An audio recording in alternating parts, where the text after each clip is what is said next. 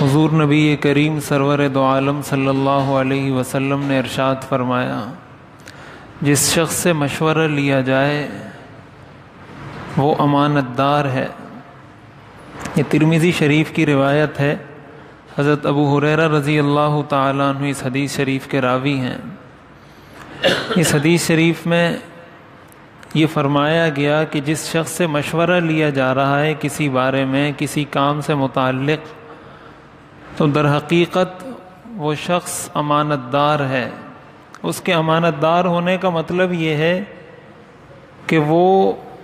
اس مشورہ طلب کرنے والے کو وہ بات بتائے جس بات کو وہ اپنے لیے پسند کرتا ہو، اور جس بات کو وہ حقیقت میں اس کے لیے خیر خواہی سمجھتا ہو۔ اس لیے کہ حدیث شریف میں آتا ہے، حضور علیہ الصلاۃ والسلام نے فرمایا، لا یؤمن احدکم حتی یحب لاخیہ ما یحب لنفسہ، کہ تم میں سے کوئی شخص اس وقت تک مومن نہیں ہو سکتا جب تک وہ اپنے مسلمان بھائی کے لیے وہ چیز پسند نہ کرے جو وہ اپنے لیے پسند کرتا ہے۔ لہٰذا اس امانت کا تقاضا یہ ہے کہ جس چیز کو وہ اپنے لیے پسند کرتا ہے اور جس چیز میں وہ اپنے مسلمان بھائی کی خیرخواہی سمجھتا ہے، وہی چیز اپنے مسلمان بھائی کو بتائے۔ چنانچہ یہ بھی حدیث شریف میں آتا ہے کہ اگر کسی شخص نے مشورہ طلب کیا اور مشورہ دینے والے کو پتہ ہے کہ خیر کسی اور بات میں ہے، اور وہ اس کی رہنمائی کسی ایسی بات کی طرف کر رہا ہے جس میں اس کے لیے خیر یا بھلائی نہیں ہے، تو حدیث میں آپ نے فرمایا کہ ایسے شخص نے خیانت کی۔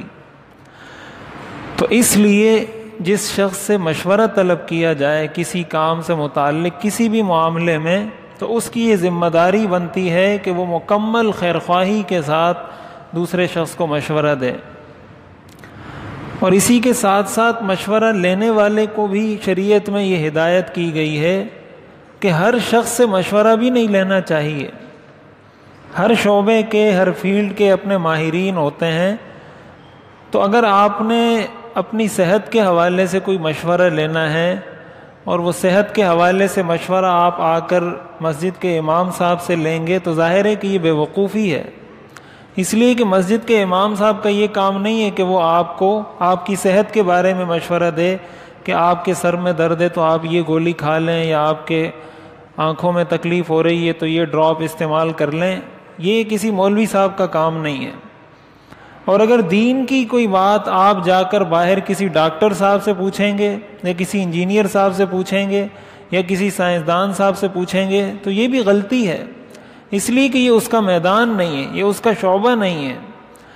تو مشورہ طلب کرتے وقت بھی یہ دیکھنا چاہیے کہ میں جس معاملے میں اس شخص سے مشورہ لے رہا ہوں، آیا اس معاملے میں اس کو کوئی شدھ بدھ ہے، کوئی معلومات ہے، کوئی مہارت ہے، یا بس ویسے ہی میرے سامنے آ گیا اور میں اس سے مشورہ طلب کرنے لگ گیا۔ چنانچہ حضرت علی رضی اللہ تعالیٰ عنہ کو حضور علیہ الصلاۃ والسلام نے اس بات کی وصیت فرمائی تھی کہ جب مشورہ طلب کرنا ہو تو اس کے اہل سے مشورہ لیا جائے۔ ہمارے ہاں یہ بھی بہت بڑی غلطی کی جاتی ہے، بہت سارے معاملات میں ہم ایسے لوگوں سے مشورہ لے لیتے ہیں اور پھر ان کے مشوروں پر عمل بھی کر لیتے ہیں جن سے اس بات میں مشورہ کرنا ہی نہیں چاہیے تھا،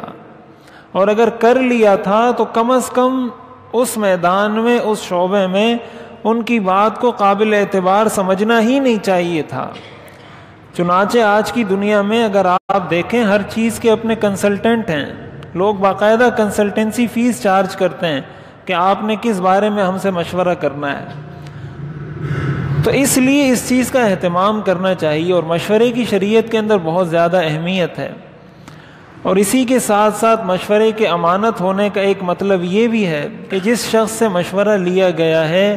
اس کو اس بات کی اجازت نہیں کہ وہ دوسروں کی باتیں، دوسروں کے راز کی باتیں کسی اور کے ساتھ شیئر کرتا رہے۔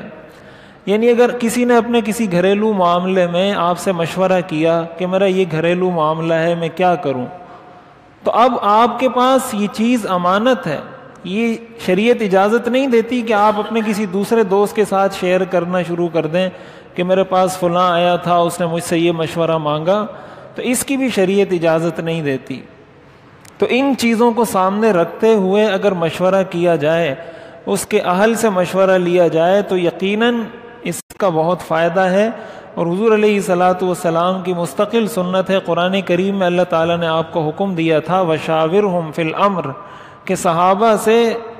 مشورہ کیا کریں۔ مشورہ چھوٹوں سے بھی کرنا چاہیے، بڑوں سے بھی کرنا چاہیے، لیکن اس چیز کو معلوم کر کے کہ جس چیز کے بارے میں مشورہ لے رہا ہوں اس چیز کے بارے میں یہ سامنے والا کچھ جانتا ہے۔ اللہ تعالیٰ عمل کی توفیق عطا فرمائے۔